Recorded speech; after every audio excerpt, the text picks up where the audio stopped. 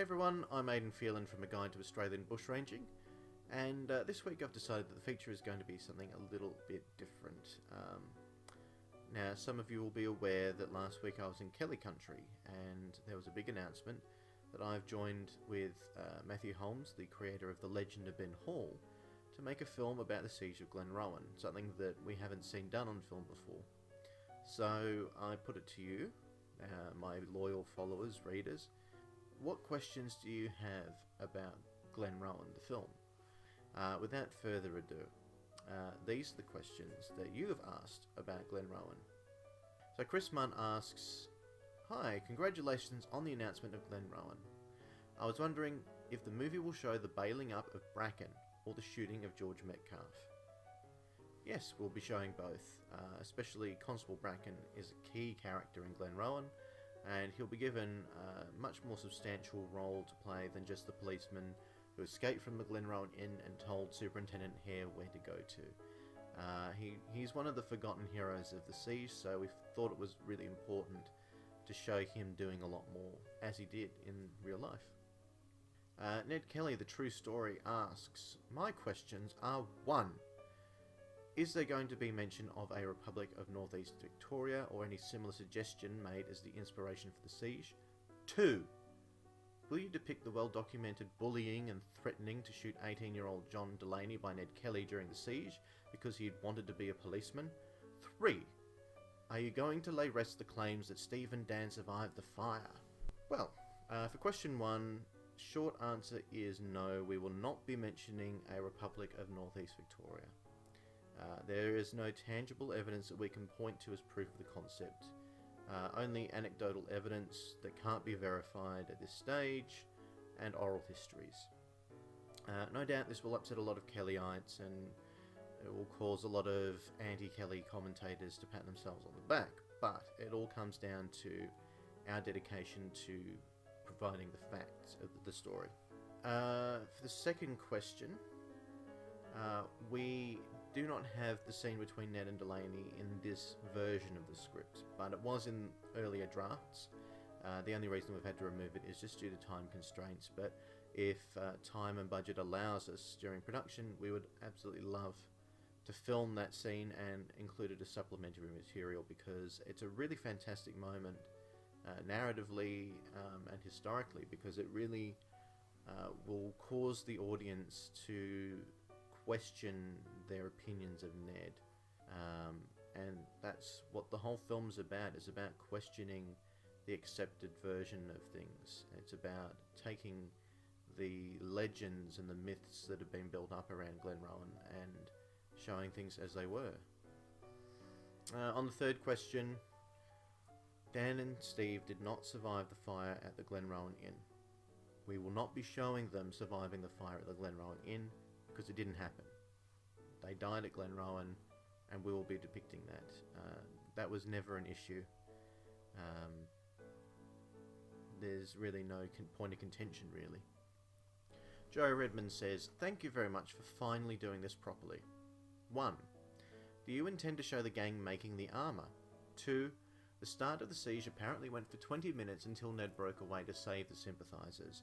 Are you going to show that 20 minutes in real time, or downsize it?"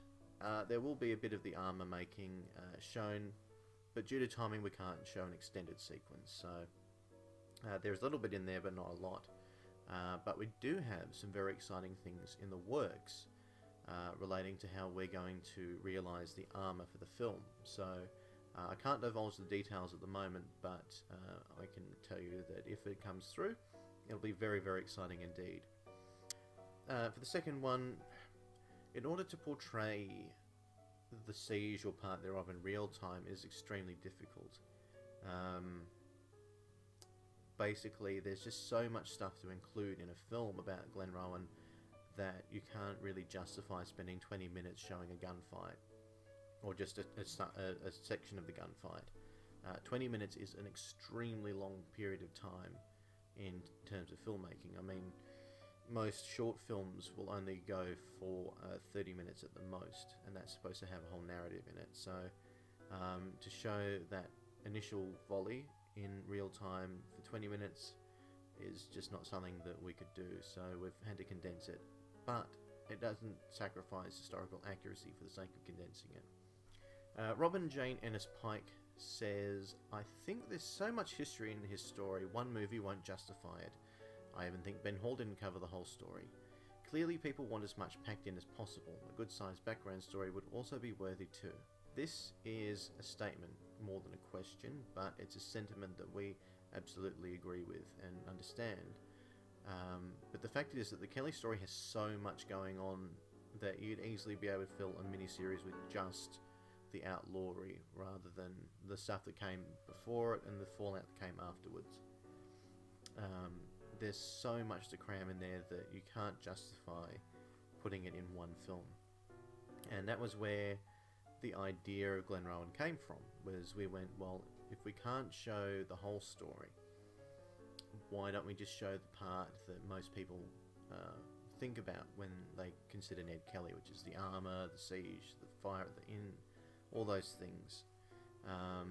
And hopefully in doing so we'll get across an idea of what these people were like and why that event was so iconic. And so it became very important to show that as authentically and accurately as possible, rather than just having that as a 20-minute highlights reel at the end of the movie. So unfortunately at this stage we probably won't be doing any other Kelly stories unless this one's a real success, but we won't rule out the options because we really would love to portray more of the story. Nathan Milne asks, will you guys show the police train? And if so, will you guys portray the pilot engine that travelled ahead of it? Would be great if you did. That's one distinguishing feature you'll have over the other Kelly films, remembering that there were two trains on the night the siege began. Absolutely, we'll be showing the police train and the pilot engine. Originally we were going to show a lot more, but again, just due to time constraints we had to cut a lot of it out. But rest assured it'll be there, the pilot engine and the train. They're major aspects of the movie.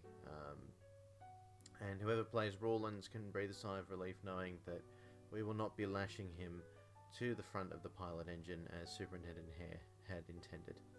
Anthony Ciucciolino asks, has Ian Jones, Matt Shaw, Dee White or any other scholar been approached for the crucial role as team production consultant? While we didn't approach all of these people directly as consultants, we've relied very heavily on the research they've done. We particularly looked at historians like Ian Jones, Paul Terry and Ian Shaw amongst others to provide the blueprint of the screenplay. But we didn't rely on them exclusively. A lot of it was our own research. Matthew and I felt that it was very important to question the things that we read in the books and find out for ourselves, going back to the interviews, the eyewitness accounts, the newspaper reports, the Royal Commission of 1881, just to verify things and examine things in a slightly different way. And Steve Jager, our consultant, has a very good knowledge of where to find all of this information when we have questions, so that's been very useful and in no way diminishes the work that other historians and researchers have done in the past. So Ned Kelly, the true story, is back again. They've said, okay, I've got one more. On the Iron Outlaw interview you say the gang's motives and reasons you learn as the film unfolds. The Fatal Friendship, Ian Jones said that without something like a republic to justify it, Glenrowan could only be a criminal atrocity of monstrous scale. You've already stated that the Republic isn't going to be mentioned, so what exactly will we learn about the gang's motives? I won't go into too much detail here, but in short, we found that the plan at Glenrowan was far too meticulous to be just some pointless mass murder, especially when you consider that it's so far in opposition to the strict moral code of the person who was devising it. Glenrowan definitely seemed to be about something bigger, and we had to really get inside the head of Ned Kelly in order to understand that. We had to sort of pick his brains and examine his actions and his words in order to figure out what he was thinking. And what we found is, obviously Ned Kelly is not any ordinary criminal. This definitely was something bigger than just murder. But the resolution that we came to with regards to what he was planning, if you want to find out, you'll have to go and buy a ticket when the movie comes out, because that's as much as I'm telling you. But thank you to everybody who submitted questions. If your question didn't get answered, it's not because I didn't like your question, it's just because I had a limited span of time to be able to do this. I would be more than happy to do another Q&A down the track. You can ask more questions, doesn't have to be about Glenrowan or Ned Kelly. There's a whole wide range of things out there. So I hope you've enjoyed this and it's answered some of the things that you've been wondering about Glenrowan. And I hope to see you all again soon. Thank you.